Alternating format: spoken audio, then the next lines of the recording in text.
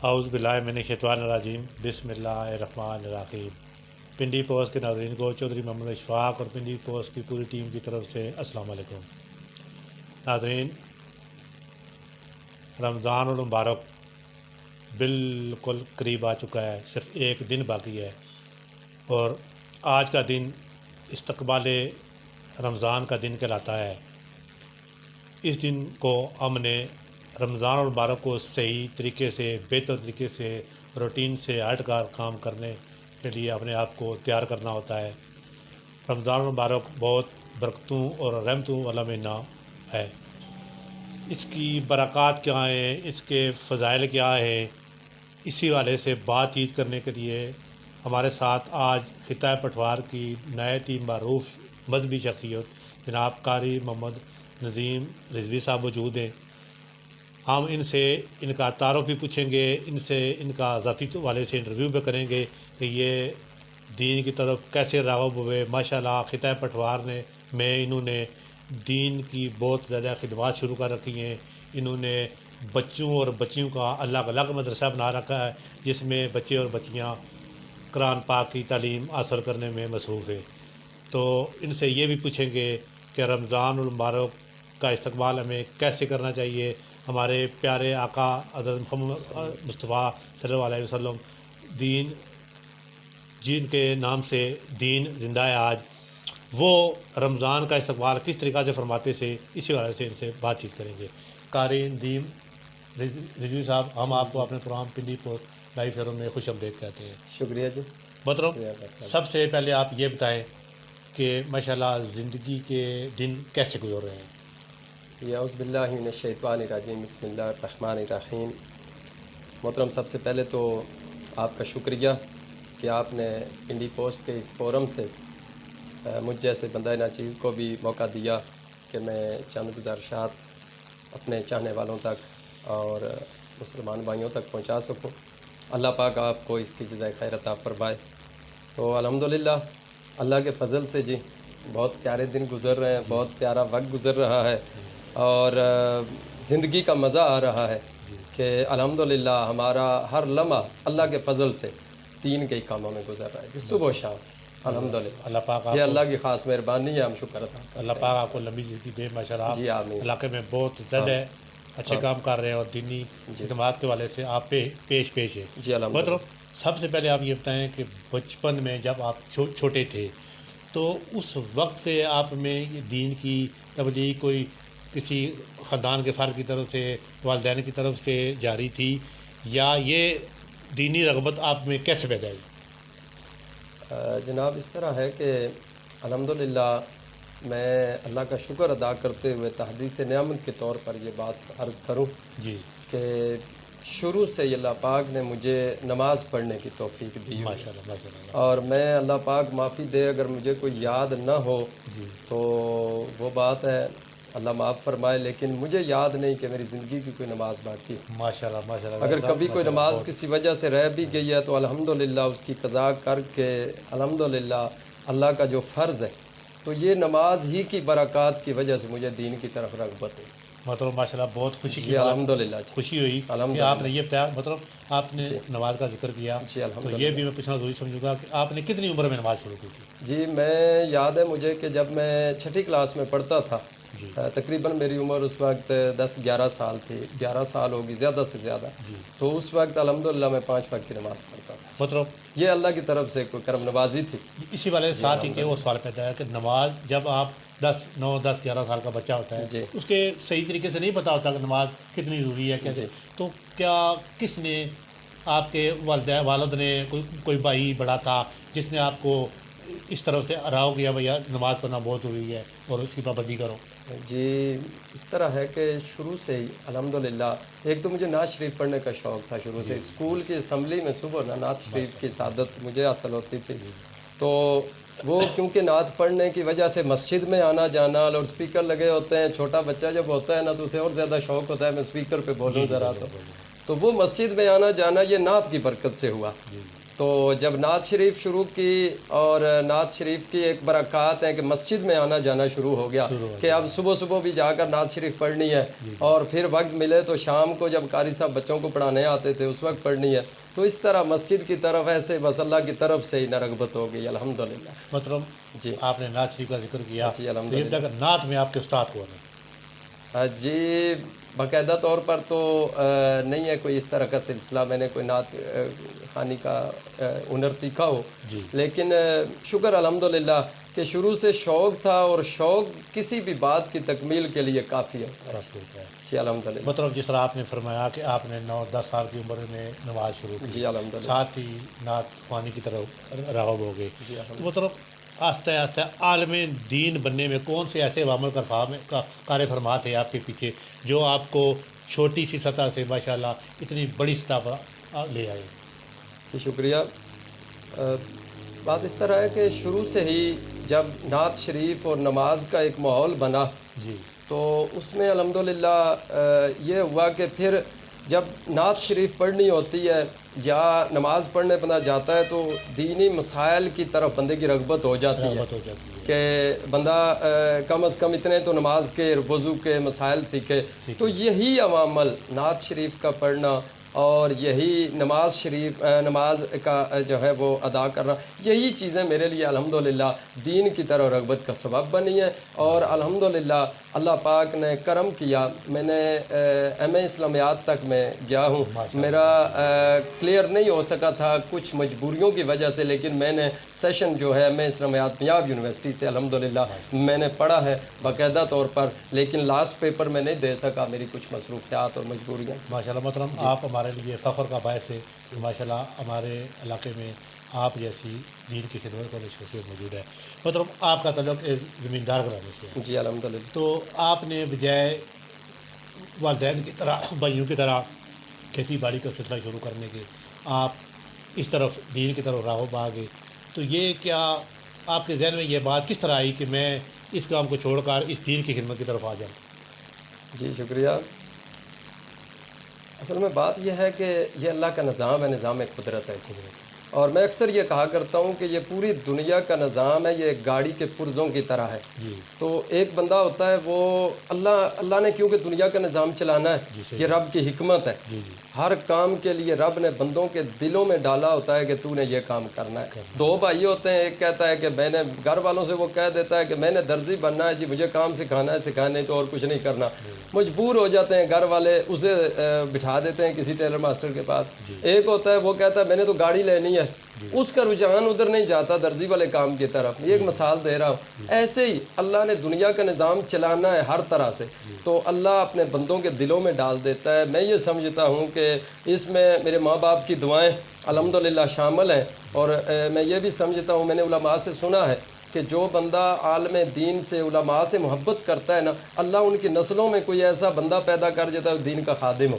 یہ میں نے علماء سے سنا ہے۔ تو میرے والد صاحب الحمدللہ بیسیکلی شروع سے ہی وہ علماء کی بڑی قدر کرنے والے تھے، تو میں یہ سمجھتا ہوں کہ ان کو یہ ثمرہ ملا ہے اس قدر کے اس صلے قدر میں آج کی ان کو یہ جی جی جی تو یہ الحمدللہ یہ ماں باپ کی دعائیں ہیں، جی اور اللہ کا خصوصی فضل ہے کیونکہ رب نے ہر کام اس دنیا کا ایک سیٹ کیا ہوا ہے، اس کے مطابق چلے گا۔ تو میں یہ خوش قسمتی سمجھتا ہوں کہ اللہ پاک نے اس کام کے لیے مجھے چنا ہے، اللہ پاک مجھے استقامت عطا فرمائے۔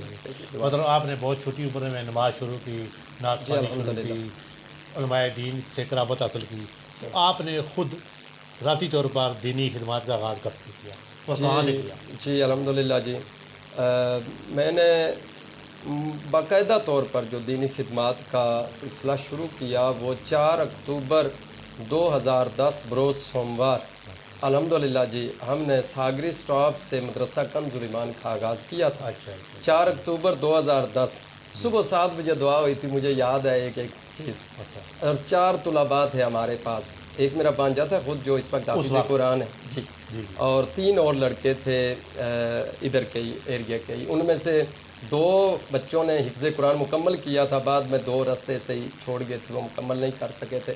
اب وہ آغاز جو 2010 میں ہمارا ہوا تھا الحمدللہ، اس وقت 2010 سے جو آغاز ہوا تھا الحمدللہ آپ کے سامنے ہے کہ 50 سے زیادہ طلباء حفظ قرآن کی سعادت حاصل کر چکے ہیں ہمارے مدرسے سے، اور اس وقت 55 طلباء حاضر جو پڑھ رہے ہیں مدرسے میں الحمدللہ جی، اور بچیوں کا ادارہ جو مکمل بلڈنگ بن چکی ہے، اور اس کا جو ہے وہ اسی رمضان شریف سے پہلے ہی ہم نے چند دن پہلے کرنا تھا آغاز، لیکن وہ چند عوامل تھے جن کی وجہ سے کوئی کام ایک دو رہتے تھے، تو تھوڑا سا ہم رمضان شریف کے اندر ہی اس کا باقاعدہ آغاز اور داخلے وغیرہ کا سلسلہ بس تقریباً شروع ہو چکا ہے ہمارا۔ اچھا مطلب آپ کو مدرسہ بنانے کا خیال کیسے آیا؟ اس کے پیچھے کیا کسی نے کوئی مشورہ دیا، آپ کے ذہن میں خود بجھ آئی یا کہ میں بجائے اس کے اپنی تعلیم کو، اپنے علم کو اپنے آپ تک محدود رکھوں بلکہ اس کو میں لوگوں تک پھیلاؤں، تو یہ خیال آپ کو کیسا ہے؟ بہت اچھا سوال کیا جی آپ نے، اور بہت ہی پیارا سوال ہے کہ مدرسہ چلانے کا مجھے خیال کیسے آیا کہ مدرسہ بناؤں۔ جی تو اس کے لیے میں نے جب 2007-8 میں ساگری سٹاپ والی مسجد جو تھی نا، یہ 1998 میں اس کا ڈھانچہ تیار ہوا تھا، جی اور 98 سے لے کر 2007 تک تقریباً 9 سال یہ بند رہی مسجد، جی اور مجھے دیکھ کر کیونکہ الحمدللہ نماز کا شوق تھا، محافل میں جانے کا شوق تھا، تو نعت شریف پڑھنے کا شوق تھا، تو مجھے یہ خیال آیا کہ یہ مسجد بند کیوں ہے، یہ مسجد آباد ہونی چاہیے۔ 2-4 بندوں نے مجھے، یہ اللہ کی طرف سے ہی تھا، کوئی بھیجے ہوئے بندہ سمجھتا ہے، اللہ دلوں میں ڈالتا ہے، کہ جنہوں نے آ کر مجھے کہا کہ رضوی صاحب آپ کو ہم ہر مسجد میں دیکھتے ہیں، ہر جو ہے وہ محفل میں ہم آپ کو دیکھتے ہیں نماز میں، تو آپ کے سٹاف کی مسجد جو آپ کے رشتہ داروں نے، آپ کے گاؤں والوں نے بنائی ہے، محترم غضنفر محمود کیانی صاحب بگیال والے، تو یہ کیوں پایہ تکمیل تک نہیں پہنچ رہی؟ اور یہاں پر جو ہے ہم دیکھتے ہیں کہ اندر نہ وضو کا کوئی نظام ہے اور مسجد بند ہے ایک قسم کی۔ تو مجھے بس اللہ نے کرم کیا، خیال آیا کہ یہ لوگ تو صحیح کہہ رہے ہیں، میں دور دور تک مساجد مدارس کو اور محافل میں جاتا ہوں، تو یہ کیوں نہ ہو؟ تو اللہ نے کرم کیا کہ پھر دوست احباب سے گفتگو ہوئی، اور ہم نے مسجد کی، تو میرا کوئی مدرسے کا ذہن نہیں تھا، میں جاب کرتا تھا، ایک پرائیویٹ جو ہے وہ جاب تھا، تو میڈیسن کمپنی میں، تو میرا کوئی نہیں تھا یہ ذہن کہ میں نے کوئی مدرسہ بنانا ہے یا اس طرح کا، بس ایک ذہن تھا کہ مسجد آباد ہو جائے۔ تو جب ہم نے مسجد 2 سال لگائے، 2009 میں غالباً 14 اگست 2009 ہم نے اس کا افتتاح کیا تھا 2008 میں، تو اس وقت ہم نے 1 سال کے کام میں الحمدللہ مسجد کو اتنا کر دیا لوگوں کے تعاون سے کہ یہاں پر جمعہ اور نماز شروع ہو جائے، دل مطمئن ہو گیا۔ ہم نے مسجد میں نماز جمعہ کا آغاز کروایا اور نمازیں شروع ہو گئیں، لیکن مسائل یہ تھے کہ یہاں 5 وقت جماعت کے لیے بندے نہیں تھے، نمازی کم تھے، جی نمازی کم تھے، بالخصوص فجر اور عشاء میں، کیونکہ مقامی آبادی اتنی نہیں ہے تو نمازی نہیں تھے۔ تو مسئلہ شریعت میں یہ ہے کہ جامعہ مسجد میں 5 وقت کی جماعت ہونی چاہیے، تو ہم نے کافی کوشش کی، تو یہی آپ سمجھ لیں ایک سبب یہ بھی بنا کہ ہم نے کہا کہ بہتر یہ ہے کہ یہاں پر ہم مدرسہ شروع کرتے ہیں تاکہ یہ مسجد 5 وقت آباد ہی رہے ہر وقت۔ تو پھر اللہ نے کرم کیا، میں نے پہلے تو علماء کرام سے، علاقے کے علماء کرام سے میں نے گزارش کی، میں نے کہا کہ آپ باقاعدہ علماء کرام ہیں، خدمات سر انجام دے رہے ہیں، تو آپ مہربانی فرمائے اور یہاں مدرسہ شروع کریں، ہم مقامی لوگ ہیں، ہم آپ کے ساتھ تعاون کریں گے۔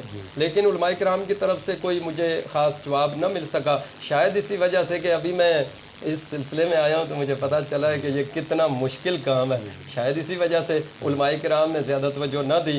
تو پھر میں نے آخر اللہ کی طرف سے دل میں آیا، میں نے کہا ہم خود ہی آغاز کرتے ہیں، تو الحمدللہ 4 اکتوبر 2010 ہم نے اس کا آغاز کر دیا تھا مدرسے کا۔ تو یہ عوامل بنے کہ ایک مسجد اور نماز اور نعت شریف اور محافل میں جانا، یہی عوامل ہیں جو اس کے پیچھے ہے کہ اللہ نے یہ ثابت کیا۔ ماشاء اللہ پاک نے آپ کو بہت بڑی ذمہ داری سونپی ہے جی الحمدللہ، اور وہ آپ سے بہت اچھے کام لگا ہے۔ جی مطلب ہم سے یا ایک عام بندے سے ایک گھر چلانا بہت مشکل، میں خود ایک گھر کا کر رہا ہوں، 4-5 میرے گھر کے جو بندے ہیں، جی جی میں اس کار کو چلانا بہت مشکل سمجھ رہا ہوں۔ آپ ماشاءاللہ اتنے بڑے لیول پر کام کر رہے ہیں، آپ اتنا بڑا نظام کیسے چلا رہے ہیں، کیسے سنبھالے ہوئے؟ اللہ اکبر، بڑا اہم سوال ہے جی کہ اتنا بڑا نظام کیسے چلا رہے ہیں۔ تو اس کا ایک تو روحانی طور پر میرا تصوف سے بڑا لگاؤ ہے، روحانیت سے، تصوف سے، اولیاء سے۔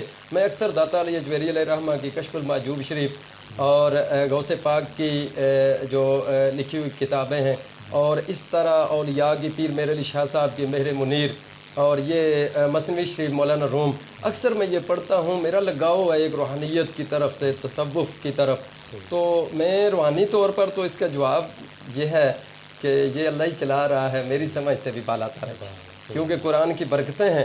اور مجھے بھی سمجھ نہیں آ رہا کہ 60-70 ہزار روپیہ مہینے کے اخراجات ہیں اور مجھے پے کرنے ہوتے ہیں ہر مہینے اتنے. تو کوئی پرماننٹ 1-2 بندے بھی ایسے نہیں ہیں کہ جو پرماننٹ ہمارے ساتھ 5-10 ہزار 2,000 پرماننٹ دیتے ہوں، ایسے بھی نہیں ہے. یہ بس اللہ کا ایسا کرم کرتا ہے کہ کسی نے 500 دیا، کسی نے 1000 دیا، کسی نے 2000 دیا. جس نے اس مہینے دیا وہ اگلے مہینے نہیں ہوگا، کوئی اور اللہ بھیج دے گا. تو یہ اللہ کی طرف سے، عوام الناس کی طرف سے تعاون ہے، جس کی وجہ سے الحمدللہ یہ نظام چل رہا ہے اور بہت ہی پیارا چل رہا ہے. اس حوالے سے کہ میں نے الحمدللہ کبھی عوام کے سامنے وہ باتیں نہیں رکھیں. ایسا بھی ہوا ہے، میں یہ درد بھری بات بھی آپ کے سامنے رکھوں کہ میری جیب میں بعض دفعہ 1 روپیہ بھی نہیں رہا. میرے پاس جو تھے، مدرسے گیا تو قاری صاحب نے کہا اتنی چیزیں لانی ہیں بازار سے. تو وہ چیزیں اگر 5,000 کی بنتی تھی، میرے پاس 4,000 ہے. تو میں نے یہ میں خدا کو حاضر ناظر جان کر یہ بات کہہ رہا ہوں، میرے پاس جو تھے نا، میں سارے پیسوں کی چیزیں لے آیا مدرسے کے لیے. کچھ بھی نہیں ہوا پاس میں، بالکل گھر چلا گیا. لیکن صبح اللہ نے کوئی سبب کر دیا الحمدللہ. آپ اس کی راہ میں خرچ کر رہے ہیں، وہ اپنی راہ کو آسان بنانے کے لیے آپ کے لیے راستے آسان بنا رہے ہیں. اسی طرح ماشاء اللہ، بہت اچھی بات ہے. جس طرح کی نیت ہوتی ہے اللہ پاک اس طرح کے جی. توکل جو ہے نا، اللہ پر توکل، یہ بہت بڑی بات ہے. اور جو توکل کرے اللہ اس کے لیے کافی ہے. مطلب آپ بچوں کا مدرسہ تو چلائے دیتے بڑی کامیابی کے ساتھ. یہ بچیوں کا مدرسہ بنانے کے خیال آپ کو کیسے آیا اور کیوں آیا؟ تو اس کے پیچھے کیا مقاصد؟ جزاک اللہ جی. بات یہ تھی کہ بچوں کے مدرسے ہمارے ایریے میں تقریباً اگر سراؤنڈ ایریے میں ہم دیکھیں نا تو 7-8 مدارس چل رہے ہیں بچوں کے. لیکن بچیوں کے حوالے سے میرے ساتھ لوگ اکثر رابطہ کرتے تھے کہ ہم نے بچی داخل کروانی ہے تو کس مدرسے میں کروائیں. تو ہم بتاتے تھے انہیں راولپنڈی میں یا کلر سیدہ میں یا گرد و نواح میں، دور مدارس ہیں. تو وہ پریشان ہو جاتے اور کہتے جی کوئی نزدیک نہیں ہے مدرسہ، ہمارے لیے مسائل ہیں، ہم اپنی بچیوں کو پڑھانا چاہتے ہیں لیکن ہم افورڈ نہیں کر سکتے کہ ہم روزانہ انہیں آنے جانے کے اخراجات اور وقت دینا اور یہ معاملات. تو یہ بار بار جب ہوا کئی سالوں سے، تو میں نے یہ ضرورت محسوس کی کہ یہاں کے جو ہمارے مسلمان بھائی ہیں، دوست ہیں، ان کو بچیوں کے لیے تعلیم کا سلسلہ پورا کرنے کے لیے مسائل ہیں. تو پھر یہی عوامل بنے کہ میں نے کہا چلو کوشش کرتے ہیں ہم کہ تاکہ ایک بچیوں کا ادارہ ادھر قریب میں بن جائے تاکہ لوگوں کے لیے آسانی ہو اور زیادہ سے زیادہ جہاں بچے پڑھ رہے ہیں وہ بچیاں بھی دینی تعلیم حاصل کریں. مطلب جس طرح آپ نے بچوں کے مدرسے کے بارے میں ذکر کیا، تو آپ ہمارے سننے والوں کو یہ بتا دیں کہ اگر کوئی بندہ، کوئی شخص اپنی بچی آپ کے مدرسے میں داخل کروانا چاہے، وہ کہاں پر رابطہ کرے، کیا طریقہ کار ہے، کیا شرائط ہے؟ جی شکریہ جی. اس کے لیے ایک تو ہمارا حفظ ہوگا، حافظہ، اور دوسرا ہوگا عالمہ کورس. تو یہ دونوں ہوں گے، دونوں کی علیحدہ کیٹیگریز ہیں. 5 پاس بچی کو ہم حفظ کی کلاس میں داخلہ دیں گے اور 8 پاس مڈل پاس یعنی بچی کو ہم درس نظامی کے لیے داخلہ دیں گے. اور اس کا 4 سالہ کورس بھی ہے اور 6 سالہ کورس بھی ہے. تو انشاءاللہ یہ رابطے کے لیے میرا نمبر بھی لکھا ہوا ہے، لیکن جلد ہی ہم انشاءاللہ ایک پروگرام کریں گے جس میں علاقے بھر میں ہم نے پمفلٹ بھی شائع کرنے ہیں اور آپ کے پنڈی پوسٹ کے ذریعے بھی، پنڈی پوسٹ میں بھی انشاءاللہ ہم لوگوں تک رسائی کریں گے کہ ہم دے دیں گے اس میں پوری ڈیٹیل کہ داخلے کا کیا مزید شیڈول کیا ہوگا. کیونکہ ابھی کچھ ہماری مشاورت بھی چل رہی ہے دعوت اسلامی کے سیٹ اپ کے ساتھ کہ ہم ان کے مدنی مال کے اندر اپنے مدرسے کو چلائیں تاکہ اور زیادہ تربیتی ایک نشست بن جائے. تو انشاءاللہ جلد ہی ہم عوام الناس تک پیغام پورا پہنچا دیں. بات مطلب اس وقت آپ کے پاس کل کتنے بچے دینی تعلیم حاصل کرنے میں لگے تھے؟ جی الحمدللہ جی 55 طلباء کرام ہیں جو اس وقت ہمارے پاس حفظ اور ناظرہ میں ہیں، جن میں سے 15 بچے جو ہیں وہ ناظرہ میں ہیں اور 40 بچے حفظ کر رہے ہیں الحمدللہ. 3 اساتذہ کرام ہیں ہمارے، چوتھا میں ہوں. میں تو نکما سا بندہ ہوں، دعا کریں اللہ پاک مجھے بھی اور زیادہ دین کا کام کرنے کی توفیق عطا فرمائے. لیکن 3 اساتذہ کرام ہیں، ایک ناظم صاحب ہیں، 2 استاد ہیں کہ جو پوری محنت اور توجہ کے ساتھ ڈیوٹی سر انجام دے رہے ہیں الحمدللہ. ایک میرا یہ خواہش تھی شروع سے ہی کہ اگر مدرسہ شروع کرنا ہے تو پھر جب یہ ارادہ بنا نا تو میں نے کہا پھر انشاءاللہ مثالی مدرسہ بنانا ہے جہاں کا ڈسپلن، وہاں کے پڑھائی کے انتظامات، اور الحمدللہ ہمیں یہ 12واں سال شروع ہے تو اللہ کے فضل سے ہم نے کبھی بھی کوئی ایسا معاملہ جو ہے وہ نہیں درپیش آیا کہ جس کی وجہ سے عوام الناس میں کوئی تشویش پائے یا اس طرح۔ الحمدللہ اپنی طرف سے پوری کوشش ہے، اللہ کرم کر رہا ہے کہ بہتر سے بہتر طریقے سے بچوں کے لنگر کا انتظام، بچوں کی پڑھائی کا انتظام، ان کے رہنے سہنے کا انتظام، حتیٰ کہ بچے کے میڈیکل کا بھی الحمدللہ مدرسے کی طرف سے اگر کوئی بچہ بیمار ہو جائے تو فوراً اسے ہاسپٹل میں مدرسے کے کھاتے سے جو اخراجات ہوں وہ ہم پے کرتے ہیں الحمدللہ۔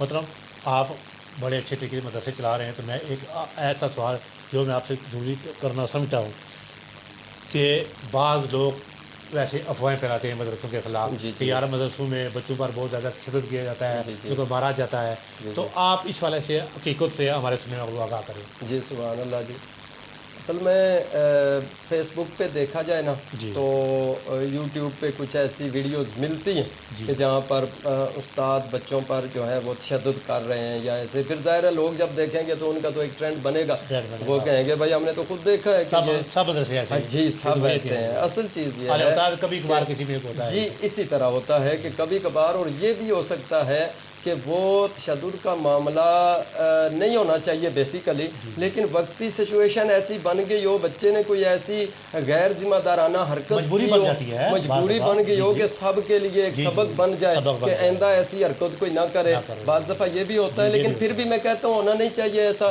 اور الحمدللہ میں نے اساتذہ اکرام سے کہا ہے، میں نے کہا کہ ڈسپلن پہ میں خود نگرانی کرتا ہوں، ڈسپلن پہ کہ اگر ہو تو الگی پلکی سزا میں خود بچوں کو دیتا ہوں، ڈسپلن خراب نہ ہو۔ جب تک جی شاگرد کو سزا کا خوف نہ ہو اس وقت تو صحیح طریقے سے پڑھ سکتا ہے۔ جی اسی طرح۔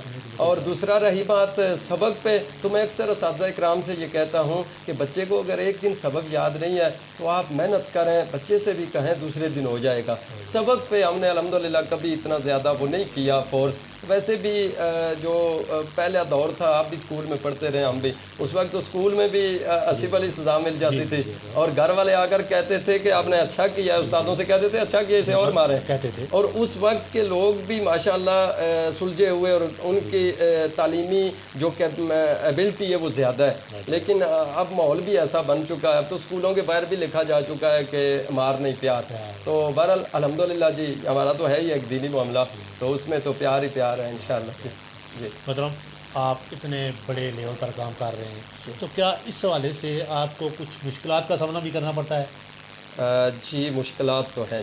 میں نے شروع میں ایک عرض کی تھی کہ علماء کرام سے جب میں نے رابطہ کیا نا کہ آپ مدرسہ شروع کریں، تو علماء کرام نے خاصا کوئی جواب نہ دیا۔ اس کی وجہ مجھے سمجھ آ رہی ہے اب کہ یہ ایک مشکل ترین کام تھا اس دور کے اندر، تو اس وجہ سے مشکلات ہمیں اس طرح سے ہوتی ہیں کہ بعض دفعہ فنڈنگ کے حوالے سے ہمیں مشکلات ہوتی ہیں کہ اب اساتذہ کرام کو تنخواہیں تو دینی ہے، بچوں کے لیے لنگر کا انتظام تو کرنا ہے، تو بعض دفعہ یہ مسائل درپیش ہوتے ہیں۔ دوسرا یہ ہے کہ اب جو وقت جا رہا ہے اس میں ایک عالمی سازش کے تحت جو ایک مدارس اور مسلمانوں کے خلاف ایک سلسلہ ہے، تو ہمیں بعض دفعہ تھوڑا سا فورس کیا جاتا ہے اپنی جو ہے وہ انتظامی جو ہمارے ادارے ہیں ان کی طرف سے بھی، کہ یعنی کہ الحمدللہ ہم ادھر کے رہائشی ہیں، مقامی ہیں، رہنے والے ہیں، ہمارا مستقبل بھی اور ماضی بھی، ماضی اور حال دونوں ہمارا لوگوں کے سامنے الحمدللہ، لیکن پھر بھی ہمیں بعض دفعہ فورس کیا جاتا ہے کہ بچوں کے حوالے سے ایک ایک بات اتنی باریکی سے پوچھیں گے، اور فنڈنگ کے حوالے سے کہ ہم اب اس بات کا کیا جواب دیں کہ ایک بندہ آیا، اس نے گاڑی کھڑی کی، کہا جی یہ 1000 روپیہ، اب میں پرسوں کی بات آپ کو بتاتا ہوں کہ مغرب کی نماز کے ٹائم ایک بندہ آیا نماز پڑھنے کے لیے، تو انہوں نے 1000 روپیہ دیا مجھے، کہتے ہیں یہ بچوں کو کوئی چیز کھلا دیں، تو میں نے اسی وقت، وہ بچہ تھا ایک بڑا، جو اسے میں نے کہا بیٹا یہ لے، میں تو ابھی جا رہا ہوں، تو رات کے کھانے میں آپ نے یہ سامنے جو کباب والے ہیں نا ان سے لے کر، اس نے 500 اور نکال کے دے دیا، کہا اچھا اس طرح 7 روٹیاں بھی لے آنا، اب میں اس کا نام کیسے لکھوں, کیسے پوچھوں جو دے گیا ہے مدرسے میں. تو ایسے ہوتا ہے, چندے کا ڈبہ لگا ہوتا ہے اس میں ڈال دیتے ہیں. تو ہمیں بعض دفعہ اس لیے فورس کیا جاتا ہے کہ آپ کو فنڈنگ کہاں سے ہوتی ہے. تو میں اگر بیان کروں تو بیان نہیں کر سکتا کہ اللہ کے بندے آ کر ایسے تعاون کر جاتے ہیں. میں کبھی نہیں ہوتا کوئی بندہ آ کر دے گیا 2000 روپیہ جی یہ مدرسے میں شامل کر لیں, ہیں جی کوئی چندے والے ڈبے میں ڈال گیا جی. تو یہ اس طرح ہے کہ کبھی مسائل ہوتے ہیں تھوڑے سے ہمیں اس طرح کے بھی, حکومتی لیول پہ بھی. تو باقی دین میں مشکلات تو ہیں جی, ہم حاضر ہیں انشاءاللہ. مطلب جو لوگ مدرسے کے ساتھ تعاون فرماتے ہیں جی وہ جی ان میں سے زیادہ تعداد مقامی افراد کی ہے یا کچھ باہر سے بھی جو نامعلوم لوگ ہوتے ہیں جن کا آپ کو نام اور مقام نہیں پتہ ہے وہ بھی مدرسے کے ساتھ تعاون فرماتے ہیں؟ جی ہمارا جو تعاون والا سلسلہ ہے مدرسے کے ساتھ مقامی لوگوں کا زیادہ ہے. زیادہ ہے. اس میں ایک ایشو ہے کہ الحمدللہ احباب ہمارے ساتھ رابطے میں ہوتے ہیں کہ ہم نے گھر میں کوئی ختم شریف کرانا ہے, 40واں کل کی دعا اور اس طرح. ایک تو اس میں عرض کر دوں کہ بعض احباب تک چلیں, یہ پیغام بھی میرا چلا جائے گا پنڈی پوسٹ کی وساطت سے کہ بعض احباب ہمیں تھوڑا سا پریشان کرتے ہیں اس حوالے سے کہ آپ جی صبح 9 بجے بچے بھیج دیں تو آج 11 بجے دعا ہے. تو میں نے کبھی نہیں بھیجے آؤٹ ٹائم میں. ہمارا ایک ٹائمنگ ہے, ڈسپلن ہے کہ صبح کلاس ہے 11 بجے تک کلاس لگتی ہے, 11 بجے کے بعد ختم پہ ہم بچے بھیج دیتے ہیں, وہ بھی 1 بجے تک. تو اس میں جو ہمارے عوامل ہیں کہ گرد و نواح کے لوگ جب بلاتے ہیں نا تو وہ کچھ نہ کچھ تعاون مدرسے کے ساتھ کر دیتے ہیں. آپ سمجھ لیں کہ یہی میکسیمم ہمارا مدرسے کے ساتھ تعاون ہوتا ہے. جو بچے ختم شریف کے لیے جاتے ہیں, کسی کل 40ویں کی دعا پہ چلے جاتے ہیں, گھروں کا افتتاح ہوتا ہے, لوگ بچوں کو بلاتے ہیں, وہ جو ہمارے ساتھ تعاون کرتے ہیں نا میکسیمم تعاون ہمارے ساتھ وہ ہے لوگوں کا الحمدللہ. مطلب ایک عالم دین کا کردار کیسا ہونا چاہیے؟ اللہ اکبر جی. اعلیٰ حضرت اشاہ امام احمد رضا خان رحمۃ اللہ تعالیٰ علیہ, امام اہل سنت, انہوں نے کتاب رضویہ شریف میں جہاں پر عام مسلمانوں کے لیے ایک پیغام دیا نا تو وہاں علماء کے لیے ایک پیغام چھوڑا ہے. اعلیٰ حضرت کتاب رضویہ شریف میں آپ فرماتے ہیں کہ اے گروہ علماء, آپ نے اپنا کردار ایسا پیش کرنا ہے کہ لوگوں نے آپ کو دیکھ کر اپنا کردار بنانا. اب عوام الناس وہ کسی بھی شعبہ زندگی کے تعلق رکھتے ہوں, انہوں نے تو دیکھنا ہے علامہ صاحب کو, مولوی صاحب کو, قاری صاحب کو. تو میں یہ سمجھتا ہوں, اور اعلیٰ حضرت شاہ امام احمد رضا خان علیہ رحمہ نے یہاں تک فرمایا کہ اے گروہ علماء, آپ نے زندگی میں کبھی غیر مقدہ سنتیں بھی ترک نہیں کرنی, آپ نے کبھی زندگی میں نوافل ترک نہیں کرنے. اور ساتھ جواب دیا, فرمایا اس لیے کہ آپ لوگوں کے لیے ایک ماڈل ہو. جب آپ نفل چھوڑیں گے تو لوگ سنتیں ترک کریں گے, جب آپ سنتیں چھوڑیں گے تو لوگ فرائض ترک کرنا چھوڑ دیں گے. تو فرمایا کہ ایک عالم کو اپنا کردار ایسا ادا کرنا چاہیے کہ عوام الناس انہیں دیکھ کر ہدایت کے راستے پہ آ جائیں. اللہ عمل کی توفیق عطا فرمائے. حضرت محترم قاری ندیم رضوی صاحب نے ایک عالم دین کے کردار کے حوالے سے ماشاءاللہ بہت اچھی طریقہ سے ہمیں آگاہی فراہم کی ہے, اور بہت ایک اس کو عالم دین کو ایک رول ماڈل قرار دیا ہے کہ اس کو دیکھ کر لوگ دین کی طرف راغب ہوتے ہیں, اور اس کو لوگوں کو تبلیغ دینے کے لیے, دین کی طرف راغب کرنے کے لیے کیا کرنا چاہیے جو انہوں نے اپنی زبانی بتا دیا. مطلب ایک عالم دین کا جو مقام ہونا چاہیے, کیا ہمارے معاشرہ میں وہ مقام ہم اپنے بطور ایک معاشرے کے ممبر ہونے کے ناطے ہم اپنے عالم دین کو وہ مقام دے رہے ہیں؟ بہت ہی جو ہے وہ درد بھرا سوال ہے جی, کہ عوام الناس کی طرف سے کچھ خامیاں ہیں. علماء کرام کی وہ قدر جو ہونی چاہیے. نبی پاک صلی اللہ علیہ وآلہ وسلم کی حدیث پاک کا مفہوم ہے کہ جس نے میری امت کے عالم دین کی زیارت کی وہ سمجھ لے اس نے میری زیارت کی. نسبت فرمایا جس نے میری زیارت کی اس نے اللہ کی زیارت کی, اور جس نے اللہ کی زیارت کی اس کے لیے اللہ جنت واجب کر دے گا. یہ ایک مثال دی نبی پاک علیہ السلام نے امت کو سمجھانے کے لیے.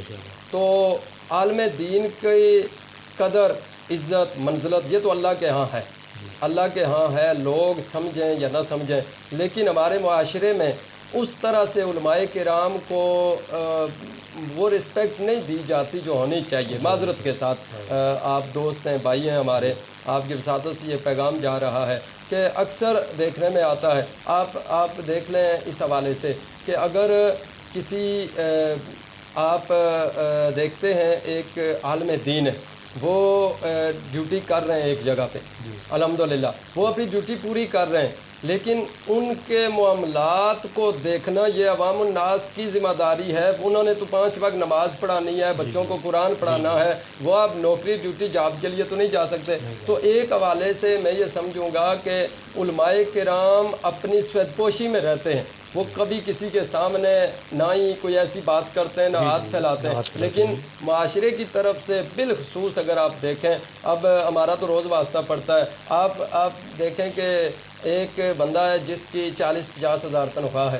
وہ اپنا نظام چلا رہا ہے، اور ایک قاری صاحب کو 15,000 کیوں دیا جاتا ہے جی؟ میں تو کسی مسجد میں باقاعدہ امام نہیں ہوں، میں الحمدللہ اپنے گاؤں کی مسجد میں فی سبیل اللہ جو ڈیوٹی ہو سکے میں کرتا ہوں الحمدللہ، لیکن ہمارے دوست علماء جو ڈیوٹیاں کر رہے ہیں ان کے ساتھ ایک تو اس حوالے سے بھی زیادتی ہے کہ ان کو وہ خدمت اتنی نہیں جس سے وہ اپنی زندگی بہتر طریقے سے گزار سکیں۔ تو معاشرے میں عوام الناس کا بھی وہ رجحان نہیں ہے، وہ سمجھتے ہیں، کسی عالم کو بھی سمجھتے ہیں کہ یہ ایک مولوی صاحب ہے، وہ مولوی صاحب گئے ہیں جی، تو اتنا ان کا ایک ٹرینڈ بنا ہوا ہے عوام الناس۔ سب تو نہیں ہیں، بڑے بڑے چاہنے والے بھی ہیں الحمدللہ، سارے تو نہیں ہوتے، لیکن میں میجورٹی کی بات کر رہا ہوں۔ اللہ سب کو علماء کرام کے ساتھ، علماء حق کے ساتھ محبت کرنے کی توفیق عطا فرمائے۔ محترم، آپ کے والے سے سنایا کہ آپ ماشاءاللہ بڑے خوبصورت آواز میں بڑے خوبصورت طریقے سے نافانی بھی کرتے ہیں۔ آپ محترم ہمارے سنوں کو اپنی مرضی کی کوئی خوبصورت بات ہے۔ سبحان اللہ، سبحان اللہ، درود شریف پڑھیے، صلی اللہ علیہ یا رسول اللہ وسلم علیک یا حبیب اللہ۔ نہ کلیم کا تصور، نہ خیال طور سینہ، نہ کلیم کا تصور، نہ خیال طور سینہ، میری جستجو محمد، میری آرزو مدینہ، مجھے دشمنوں نہ چھیڑو، میرا ہے جہاں میں کوئی، میں ابھی پکار لوں گا، نہیں دور ہے مدینہ، نہ کلیم کا تصور، نہ خیال طور سینہ، میں غلام مصطفیٰ ہوں، میری عظمتیں نہ پوچھو، مجھے دیکھ کر جہنم کو بھی آ گیا پسینہ، نہ کلیم کا تصور، نہ خیال طور سینہ۔ ماشاءاللہ ماشاءاللہ محترم، بہت خوبصورت آواز میں بہت خوبصورت کلام آپ نے سنایا۔ جزاک اللہ۔ محترم، اب آتے ہیں ہمارا مہمان رمضان مبارک جو بالکل ہمارے گھر کے قریب پہنچ چکا جی ہے، بے شک جی، تو سبحان اس کے اللہ، بارے سے بات چیت کریں گے۔ سبحان اللہ۔ محترم، کل رمضان المبارک کی پہلی ہے، جی تو رمضان المبارک کا استقبال کیسے کرنا چاہیے؟ سبحان اللہ جی، سبحان اللہ۔ رمضان المبارک کی تو الحمدللہ جی اتنی خوشی ہو رہی ہے جیسے عید کی خوشی ہوتی ہے، عید کے چاند کی بھی جتنی خوشی ہوتی ہے، میں سمجھ رہا ہوں کہ اس سے پڑھ کر یہ خوشی ہے ہمیں کہ رمضان کا مہینہ آ رہا ہے، اور ایک مومن کو اسی طرح خوشی ہونی چاہیے کہ جب رمضان شریف آ جائے تو اس کے چہرے پہ رونق آ جائے جی، کہ سبحان اللہ، کیونکہ ہم رحمتوں کے سمندر میں جا رہے ہیں۔ ہم رمضان شریف میں اللہ عز و جل کے خصوصی برکات اور اس کی رحمتوں کے نزول میں جا رہے ہیں، تو ایک مومن کا تو دل جو ہے وہ باغ باغ ہو جانا چاہیے کہ رمضان شریف کا مہینہ آ گیا، اور اس کے استقبال کے لیے کم از کم بندے کو یہ نیت کر کے کہ انشاءاللہ عز و جل جی یہ جو رمضان کا مہینہ آ رہا ہے مجھ سے ایک روزہ بھی نہ رہے، یہ نیت کر کے اس کا استقبال کرنا چاہیے۔ جی محترم، اللہ رمضان المبارک کی اہمیت اور فضیلت کے حوالے سے ہمارے سامنے لگا کرتے ہیں۔ رمضان شریف کی فضیلت پہ جی نبی پاک صلی اللہ علیہ وآلہ وسلم کی حدیث مبارکہ اور اس سے بڑھ کر قرآن پاک میں اللہ عز و جل نے رمضان شریف کی برکات کا ذکر کیا ہے۔ جی نبی پاک صلی اللہ علیہ وآلہ وسلم کی ایک حدیث پاک کا مفہوم ہے جی کہ ہلاک ہو جائے وہ شخص کہ جس کی زندگی میں رمضان شریف کا مہینہ آ جائے اور وہ اپنے رب کو راضی نہ کر سکے۔ اس سے پڑھ کر اور کیا فضیلت ہوگی کہ نبی پاک علیہ السلام نے رمضان شریف کو اللہ کی رضا کا بہترین مہینہ ٹھہرا دیا، اور اس کے علاوہ نبی پاک علیہ السلام کی حدیث مبارکہ کا مفہوم ہے کہ رمضان شریف وہ برکتوں والا مہینہ ہے کہ اس کی جیسے ہی پہلی شب شروع ہوتی ہے، جیسے آج انشاءاللہ نماز مغرب کے بعد شروع ہو جائے گا سلسلہ رمضان شریف کا آغاز ہو جائے گا، فرمایا پہلی شب آتی ہے تو اللہ پاک کئی حدیث پاک کا مفہوم ہے کہ کئی ہزار لاکھ بندوں کی اللہ اس مہینے کی برکت سے پہلی رات میں بخشش فرما دے گا، اور یہ عمل آخری رات تک 29 روزے ہوں یا 30 آخری رات تک روزانہ یہ عمل جاری رہتا ہے الحمدللہ۔ محترم، وہ کون سے ایسے کام ہیں جو ہم روٹین میں نہیں کر رہے ہیں اور رمضان شروع ہوتے ہی روٹین سے ہٹ کر ہمیں ان پر رہتے تو دینی چاہیے؟ جی بسم اللہ جی۔ نبی پاک علیہ السلام کی حدیث مبارکہ کا مفہوم ہے کہ رمضان شریف میں اگر کوئی بندہ جھوٹ بولنا نہ چھوڑے اور لڑائی جھگڑا اور فحش گوئی اگر نہ چھوڑے تو اس کے بھوکا پیاسا رہنے کا کوئی فائدہ نہیں ہے۔ یعنی مقصد یہ ہے کہ رمضان شریف شروع ہونے میں ہمیں اپنا محاسبہ کرنا ہے کہ ہم عام روٹین میں اللہ ہمیں معاف فرمائے کہ اگر ہم سے کوئی گناہ سرزد ہوتے ہیں صبح و شام، جیسے اللہ معافی دے ہمارے ایک معاشرے میں جھوٹ، غیبت، چغلی یہ ہمارے معاشرے میں عام ہے، اس پر توجہ نہیں دی جاتی۔ بالکل، یہ ہمارا ایسا بن چکا ہے۔ جی اللہ معافی عطا فرمائے۔ چاہیے تو یہ کہ بندہ پوری زندگی ان چیزوں سے بچے اور اللہ بچائے، لیکن پھر بھی اگر بتقاضۂ بشریت کسی میں یہ عادات ہیں تو رمضان شریف میں بالخصوص وہ اپنی زبان کو ان باتوں سے پاک رکھے تاکہ اس کی آگے عادت ہی بن جائے۔ اور پھر دوسرا یہ کہ رمضان شریف میں الحمدللہ کیونکہ 11 مہینوں میں تو تراویح کا سلسلہ نہیں ہوتا، رمضان شریف میں ہوتا ہے۔ اچھا، رمضان شریف کا نا قرآن پاک اور رمضان کا آپس میں ایک تعلق ہے، بلکہ قرآن کا تعارف ہی رمضان شریف کے حوالے سے کیا گیا۔ بسم اللہ الرحمن الرحیم، شہر رمضان الذی انزل فیہ القرآن، فرمایا یہ رمضان کا وہ مہینہ ہے جس میں ہم نے قرآن نازل کیا۔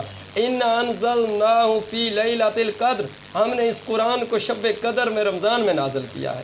تو یہ رمضان اور قرآن کا ایک تعلق ہے۔ قرآن تو روزانہ پڑھنا چاہیے، لیکن رمضان شریف میں زیادہ کثرت سے قرآن شریف پڑھنا چاہیے۔ محترم، نماز پڑھ لی، تراویح پڑھ لی، روزہ رکھ لیا، روزے کی حفاظت کیسے کی جائے؟ روزے کی حفاظت جی سب سے زیادہ بندے کو اپنی زبان پہ کنٹرول کرنا ہے۔ جی روزے کی حفاظت کے لیے اپنی زبان پہ کنٹرول کرنا ہے۔ اکثر ہوتا یہ ہے کہ ہم اپنے روزے کے ثواب کو اور اپنے روزے کی اہمیت کو محض اپنی اس زبان کی وجہ سے کھو دیتے ہیں، اور ثواب میں اتنی کمی ہو جاتی ہے کہ انسان سوچ بھی نہیں سکتا۔ تو روزے کی حفاظت یہ زبان کو کنٹرول میں رکھنے میں سب سے زیادہ ہو سکتی ہے کہ بندہ اپنی زبان کو کنٹرول میں رکھے کہ اس سے کوئی ایسی بات نہ نکلے کہ جس سے رمضان کی ان برکات جو مل رہی ہیں ان میں کوئی کمی آئے۔ تو میں یہ سمجھتا ہوں کہ اپنی زبان پہ اگر بندہ قابو رکھے تو روزے کی حفاظت کا بہترین ذریعہ ہے۔ محترم قاری نیب جزیر صاحب، رمضان المبارک کو آخرت کی کمائی کا مہینہ بھی کہتے ہیں، تو اس حوالے سے قرآن و حدیث کیا کہتے ہیں؟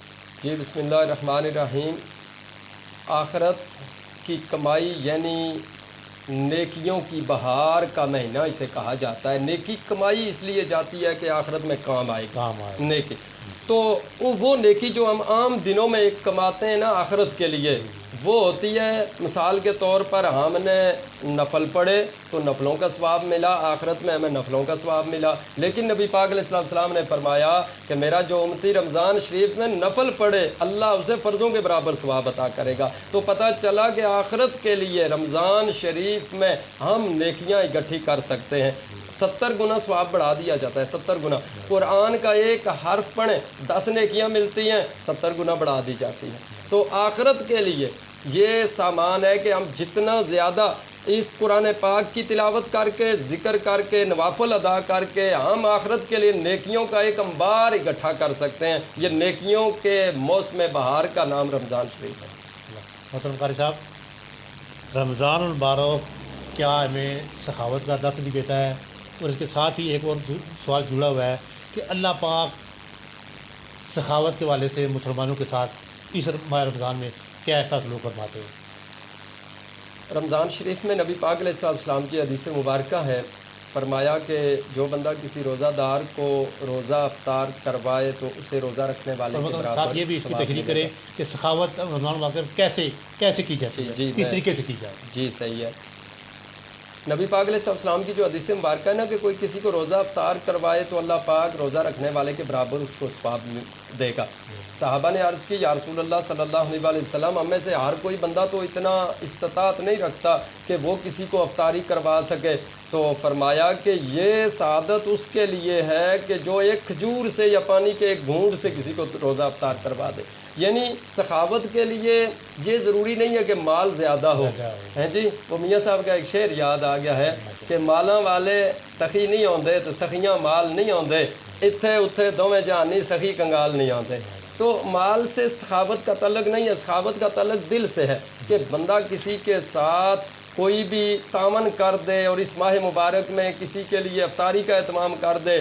عید آئے گی تو رمضان شریف میں بندہ کسی کے لیے کپڑوں کا اہتمام کسی کے بچوں کے لیے کر دے اور اس کے گھر کوئی سامان خورد و نوش جو ہے وہ پہنچا دے، اور بالخصوص جو مالدار لوگ ہیں وہ ان کے لیے بھی علماء فرماتے ہیں کہ بہتر یہ ہے کہ وہ رمضان شریف میں زکوٰۃ دیں۔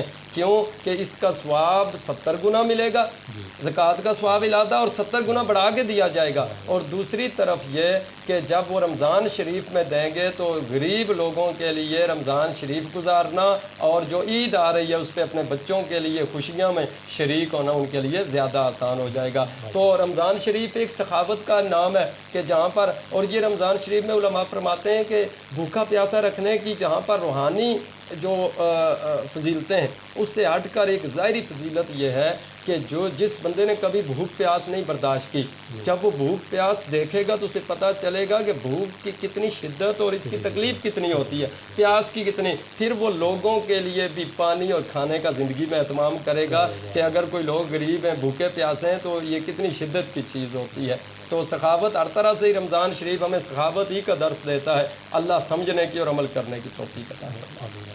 مطلب ہمارے پیارے آقا نبی صلی اللہ علیہ وسلم رمضان المبارک کا استقبال کیسے فرماتے تھے اور رمضان المبارک کیسے گزارتے تھے؟ سبحان اللہ۔ رمضان شریف کے حوالے سے جی حضرت عائشہ صدیقہ رضی اللہ تعالیٰ عنہ کی یہ روایت ہے، آپ فرماتی ہیں کہ شعبان شریف کا جب مہینہ آتا نا، جو ابھی گزر رہا ہے، آج آخری دن ہے شعبان کا، فرمایا شعبان شریف کا مہینہ آتا تو نبی پاک علیہ السلام اپنا بسترہ مبارک اٹھا کے نا سائڈ پہ رکھ دیتے، فرماتے کہ یہ وہ مہینہ آ گیا ہے کہ ہم نے عبادت خوب کرنی ہے، اب سونا نہیں ہے، جی اب سونا کم ہے، آرام کم فرمانا۔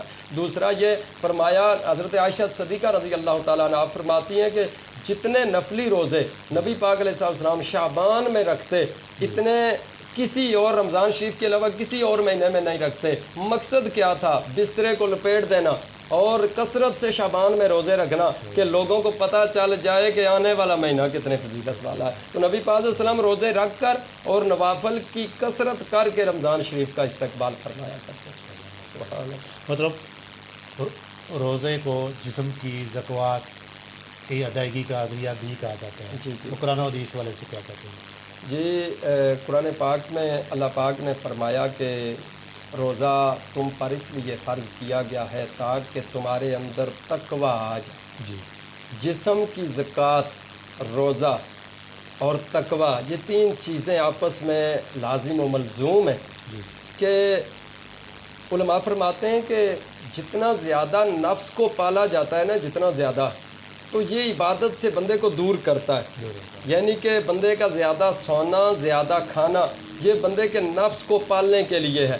اور جب بندہ نفس کو پالتا ہے تو وہ عبادت سے اس کی رغبت نہیں لگتی، وہ دور ہو جاتا ہے. اور جب بندہ روزہ رکھتا ہے نا تو جسم تھوڑا جو ہے وہ، یعنی روح مضبوط ہوتی ہے اور نفس کمزور ہوتا ہے، تو بندے کا دل جو ہے وہ لگتا ہے عبادت کی طرف. یہ روزے کی حکمت ہے کہ بندہ رمضان میں عبادت کی طرف کیوں اس کا رغبت ہوتی ہے کہ اس کا نفس کمزور ہو جاتا ہے. نفس امارہ جو کھانے پینے سے، جو سونے سے زیادہ، بندہ سوتا بھی کم ہے رمضان شریف میں. یعنی رات کو تراویح پڑھ کے آیا تو 2-4 گھنٹے، آج کل تو گرمیاں ہیں، آرام نہیں کیا تو صبح سحری کے لیے اٹھ گیا، تو نفس کو شاق گزرتا ہے یہ. تو یہ جسم کی زکوٰۃ ہے. جب جسم کی زکوٰۃ جو ہے، زکوٰۃ بمعنی پیسے کی بھی زکوٰۃ ہوتی ہے نا، یہ مال کا میل ہوتا ہے کہ جو بندے سے کمائی میں کوئی غلطی ہو جائے نا تو بیچ میں مال آ جائے، وہ زکوٰۃ کے ذریعے مال پاک ہو جاتا ہے. اسی طرح جسم میں جو بندے سے زندگی میں غلطیاں ہوئی، کھانے پینے میں، معاملات میں، جسم میں جو زکوٰۃ تھی نا وہ روزے کے ذریعے وہ نکل گئی، بندے کا جسم پاک صاف ہو جائے. محترم قاری صاحب، رمضان المبارک کو 3 اشروں میں تقسیم کرنے کے حوالے سے کیا حکمت عملی ہے، اس کے پیچھے شامل ہے؟ اور رمضان المبارک کا کیا پورا مہینہ ایک ہی طریقے سے بھی گزر جاتا، لیکن اس کو 3 اشروں میں کیوں تقسیم کیا گیا ہے؟ قرآن و حدیث والے سے کیا کہتے ہیں؟ جی سبحان اللہ. اس کی بہت سی وجوہات علماء نے لکھی ہیں جی 3 اشروں میں تقسیم کرنے کے رمضان شریف میں، لیکن اس کی ایک اہم وجہ جو ہے وہ بار بار رمضان شریف کی فضیلت کو ظاہر کرنے کے لیے ہر 10 دن کے بعد بندے کو ایک نیا جذبہ مل جائے. نیا اشرا شروع ہو گیا کہ پھر 10 دن گزرے، اس نے عبادت کی، پھر ایک نیا جذبہ اس کو مل جائے. 3 اشروں میں اس کو بانٹنے کا ایک یہ ہے کہ کہیں ایسا نہ ہو کہ ایک ہی لائن میں سارا چل رہا ہوتا تو 10-12 روزے رکھنے کے بعد اس کے ذہن میں وہ فضیلت شاید باقی نہ رہتی. ہر 10 دن کے بعد اسے دوبارہ جگایا گیا ہے کہ رمضان کا دوسرا اشرا شروع ہو گیا. پیدا کرنے جی دلچسپی اور دل لگانے کے لیے اور اس کی اہمیت کو اور بڑھانے کے لیے کہ بندہ زیادہ سے زیادہ بندے کا ذہن لگا رہے اس کے طرف. محترم، رمضان المبارک میں وہ کون سی ایسی بیماریاں ہیں، کون سی ایسی عادتیں ہیں کہ جن کے اثر و انداز ہونے کی وجہ سے رمضان المبارک کے روزے کی قضا یا اس کی کوئی گنجائش موجود؟ جی اس میں ایک تو میں عرض کروں گا کہ بہت سے احباب جو ہے وہ کوتاہی کرتے ہیں اور رمضان شریف کے روزے کو اللہ معافی دے وہ ضائع کر دیتے ہیں. کافی لوگ جو صحت مند بھی ہوتے ہیں اور جن کو جو ہے کوئی بیماری اور کوئی معاملہ بھی ایسا درپیش نہیں ہوتا. میں اکثر دیکھتا ہوں، آپ بھی اسی علاقے میں رہتے ہیں، کچھ لوگ ہمیں دکھائی دیتے ہیں کہ جو روزہ نہیں رکھتے. تو ایک تو ان کے لیے میرا یہ پیغام ہے کہ خدا را اپنے آپ کو سمجھیے. اللہ نے روزے فرض کیے ہیں اور اس لیے نہیں کیے کہ اللہ معافی دے، کوئی بھوکا پیاسا اللہ رکھنا چاہتا ہے. نہ، اس میں اللہ نے ہمارے دنیاوی، ظاہری، باطنوی اور اخروی اللہ نے اس میں ہمارے لیے فضیلتیں اور برکتیں رکھی ہوئی ہیں. اور دوسری بات رہی کہ ہاں واقعتاً اگر کوئی بندہ، قرآن پاک میں موجود ہے، اللہ نے فرمایا اگر کوئی بندہ بیمار ہے یا سفر میں ہے، 2 کنڈیشن بیان کی گئی ہیں کہ اگر کوئی بیمار ہے یا سفر میں ہے تو وہ روزہ نہ رکھے اور بعد میں اس کی گنتی پوری کر لے. اور یہ بھی بیان موجود ہے، فرمایا کہ اگر کوئی بندہ بعد میں بھی گنتی پوری نہیں کر سکتا تو وہ ایک مسکین کا کھانا کھلانے کے برابر، یعنی وہ جو ہے وہ صدقہ کر دے تو وہ اس کا جو ہے وہ ہدیہ ہو جائے گا، فدیہ ہو جائے گا روزے کا. تو اس میں یہ ہے کہ بیماری کو جو اکثر لوگ کہتے ہیں نا، تھوڑے سے بیمار ہوئے تو جی میں تو بیمار ہوں روزہ نہیں رکھ سکتا، اس کے لیے ایک کنڈیشن علماء نے فرمائی ہے. فرمایا کہ کوئی بندہ اپنے طور پر یہ نہیں کہہ سکتا کہ میں بیمار ہوں میں روزہ نہیں رکھ سکتا. وہ ڈاکٹر کے پاس جائے گا، کسی پیڈنٹ ڈاکٹر حکیم کے پاس، اور جب وہ ڈاکٹر اسے کہے کہ آپ نے روزہ نہیں رکھنا تو اس بندے کو چاہیے محترم کہ وہ بندہ، علماء فرماتے ہیں، وہ بندہ اسے دوبارہ ان ڈاکٹر صاحب حکیم سے کہے کہ آپ جو کہہ رہے ہیں آپ اس پہ قائم ہیں کہ قیامت کے دن اگر مجھے پوچھ ہوئی تو آپ جواب دیں گے اس کا؟ کیا واقعتاً میں اس کنڈیشن میں ہوں؟ آپ سمجھتے ہیں آپ کی میڈیکل سائنس اور آپ کی طب کیا کہتی ہے کہ واقعتاً میں روزہ نہیں رکھ سکتا، یعنی اسے دوبارہ باور کرایا جائے؟ میں نے کئی بار سنا ہے کہ ڈاکٹر حضرات سے جب ایسا کہا گیا تو انہوں نے کہا بھائی اگر آپ رکھ لیں تو بہتر ہے۔ کیوں کہ بعض ڈاکٹر تو ویسے بس وہ وقتی طور پر شاید کہہ دیں، کیونکہ الحمدللہ مسلمان ہے، ہر کوئی تو ایسا نہیں کرتا، لیکن شاید ان کے ذہن میں اتنا اس کی اہمیت کا وہ خیال نہ ہوتے ہوئے یا کسی وجہ سے اگر کہہ ہی دیں تو ڈاکٹر صاحب کو دوبارہ یاد ضرور کرانا چاہیے کہ ڈاکٹر صاحب، حکیم صاحب، آپ یہ مجھے کہہ تو رہے ہیں، اب آپ کے کہنے پر میں روزہ چھوڑ دوں گا، کیا واقعتاً میری یہ کنڈیشن ہے کہ میں روزہ رکھنے کے قابل نہیں ہوں اور میری بیماری بڑھ جائے گی؟ تو اگر ایسا ہو تو بالکل بیماری سے روزہ نہ رکھنے کی اجازت ہے، اس کا فدیہ دے دے، بعد میں اگر درست ہوتا ہے تو روزے رکھ لے، وہ زیادہ بہتر ہے۔ تو ایک کنڈیشن یہ ہے۔ دوسری سفر کی کنڈیشن ہے، اور اس میں بھی علماء نے کچھ جو ہے وہ شرائط رکھی ہیں۔ پہلے جو سفر ہوتے تھے تو وہ سفر تھے پیدل، اور اس میں مشکلات ہوتی تھی۔ آج کل تو سفر اگر یہاں سے کسی نے اے سی والی گاڑی میں کرنا ہے تو وہ اگر رکھ لے، کیونکہ قرآن پاک میں اللہ نے جو کنڈیشنز بیان کی ہے نا کہ بیمار ہو یا سفر میں تو روزہ نہ رکھو، بعد میں گنتی پوری کرو، آخر میں اللہ نے فرمایا ہاں تمہارے لیے بہتر یہی ہے کہ پھر بھی روزہ رکھ لو تو تمہارے لیے بہتر ہے۔ تو آخر میں اللہ نے دوبارہ پھر وہ بات یاد کرائی ہے کہ اگر رکھ لو تو بہتر ہے، تھوڑی تکلیف برداشت کر لو، رکھ لو تمہارے لیے بہتر ہے۔ لیکن واقعتاً اگر کوئی سفر میں ہے اور واقعتاً اگر کوئی بیمار ہے اور ڈاکٹر اسے کہتے ہیں کہ آپ کی روزہ رکھنے کی وجہ سے آپ کو جو ہے وہ زیادہ بیماری بڑھ سکتی ہے یا آپ کو موت واقع ہو سکتی ہے، تو بالکل اللہ نے گنجائش دی ہے۔ اللہ پاک عمل کی توفیق عطا فرمائے۔ مطلب ماشاءاللہ آپ پہلے بھی بڑھ چڑھ کر دینی خدمات کا فریضہ انجام دے رہے ہیں، جی تو مستقبل میں آپ کے اس حوالے سے کیا پلان ہے؟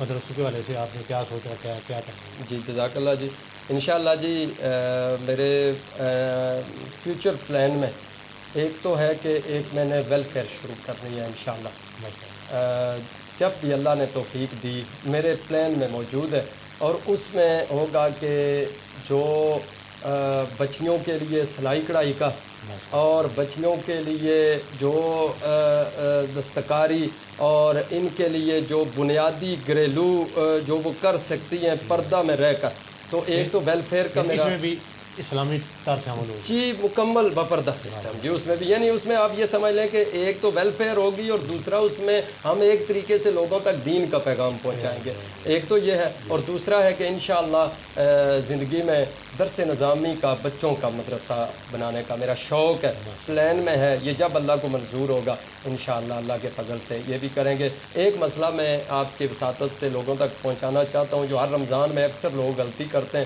اور ان کا روزہ رکھنے کے باوجود روزہ نہیں ہوتا جی، بڑی اہم ایک بات ہے جی، کہ اکثر ہمارے گاؤں کے علاقوں میں یا شہروں میں بھی شاید ہوتا ہو، ہم نے خود دیکھا بھی ہے اور ہم نے پھر سمجھایا ایسا ہوا، اور اکثر لوگ کہتے ہیں ایسا ہوتا ہے کیا کہ صبح سحری کے وقت جب اذان شروع ہوتی ہے نا تو لوگ کہتے ہیں کہ بھائی اذانیں شروع ہو گئی ہیں، اب روزہ بند کر لو۔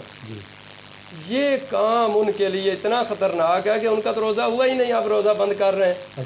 جی اکثر لوگ یہ غلطی کر رہے ہیں کہ جیسے ہی ہوتی ہے اللہ اکبر تو کہتے ہیں بھائی جلدی جلدی پانی دو، بھائی میں روزہ بند کر لوں، اذانیں شروع ہو گئی ہیں۔ تو اذان شروع ہوئی ہے روزے کا وقت ختم ہونے کے بعد، یہ تو روزے کا وقت تو یعنی کہ جو تھا ایک کنڈیشن تھی کہ طلوع فجر میں آپ نے اس سے پہلے روزے کے جو ہے وہ سحری مکمل کر کے روزہ بند کر لینا ہے، روزہ رکھ لینا ہے، نیت کر لینی ہے۔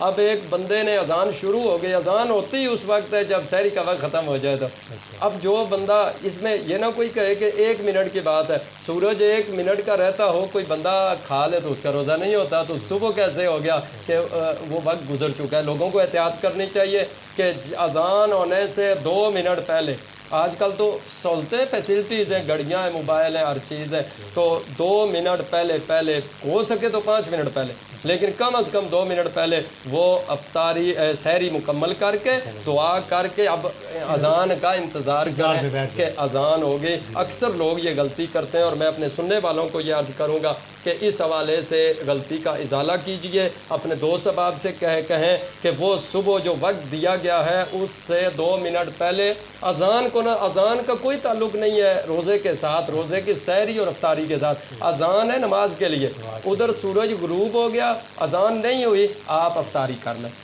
اور طلوع فجر سے پہلے پہلے آپ کر لیں۔ اور اکثر لوگ ایسا کرتے ہیں کہ اذان شروع ہوتی ہے، کھا پی لیتے ہیں، کہتے ہیں اب ہمارا روزہ بند ہے، تو ایسا روزہ نہیں ہوتا، وہ گناہ گار ہوتے ہیں۔ اللہ پاک عمل کی توفیق عطا فرمائے۔ محترم، جو لوگ مدرسوں کے ساتھ آپ کے ساتھ تعاون فرما رہے ہیں، جی جی آپ ان لوگوں کو کیا پیغام دینا چاہیں گے؟ جی، ایک تو دعا ہے میری ان کے لیے کہ الحمدللہ عوام الناس کے تعاون سے 12 سالوں سے ہم نے ایک مدرسہ بھی چلایا اور دوسرا بھی بنا لیا، الحمدللہ یہ عوام کے تعاون سے ہوا ہے سارا کچھ۔ تو میرا پیغام ہے کہ جس طرح احباب اللہ کی رضا کے لیے ہم پر بھروسہ کر کے کہ ہم جہاں دے رہے ہیں یہ حق جگہ پہ ہمارے لیے صدقہ جاریہ ہے اور لگ رہا ہے، تو میرا یہ ان کے لیے پیغام ہے کہ بالکل آپ مطمئن رہیں اور آئندہ بھی تعاون رکھیں۔ آپ کا یہ دیا ہوا مال جو اللہ کی راہ میں آپ دیتے ہیں مدرسے میں، وہ آپ قیامت کے دن جائیں گے تو آپ کو اس کا اللہ اجر پہنچا دے گا، مل جائے گا۔ اور وہ دوبارہ مال کھڑا آپ کا انتظار کر رہا ہوگا۔ جی انشاءاللہ، کیونکہ ہم نے کبھی بھی یہ نہیں کیا کہ میں اپنے لیے ضرور یہ کہوں گا کہ کوئی چیز آئی اور میں کہوں بھائی یہ ہمارے گھر بھیج دیں یا یہ میرے لیے اور یہ مدرسے کے لیے، میرا سب کچھ مدرسے کے لیے، میرا سب کچھ مدرسے کے لیے ہے۔ تو الحمدللہ عوام کا پہلے بھی تعاون ہے، انشاءاللہ دوست احباب کا پھر بھی تعاون رہے گا، لیکن ہم بہت سے کام ابھی کرنا چاہتے ہیں، اور کام کرنے کے لیے جہاں پر دیگر وسائل، وہاں پر ہمیں مالی وسائل کی اشد ضرورت ہوتی ہے۔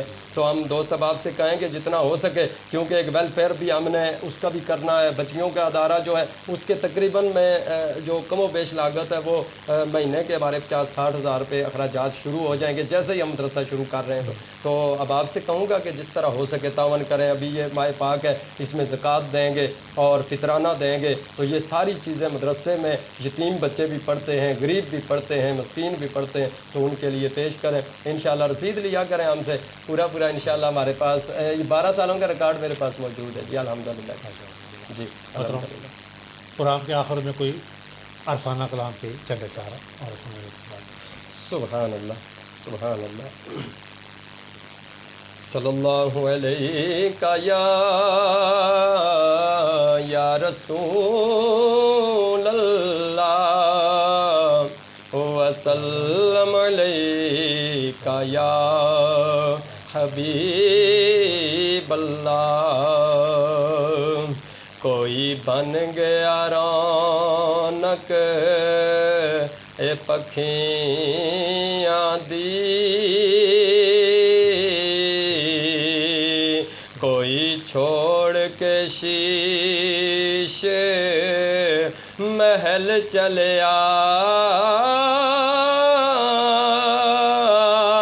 کوئی پلیا ناز تے نخریاں نال، تے کوئی جنگل بیلے او تھل چلیا، تے کوئی بھول گیا مقصد اے آمن دا،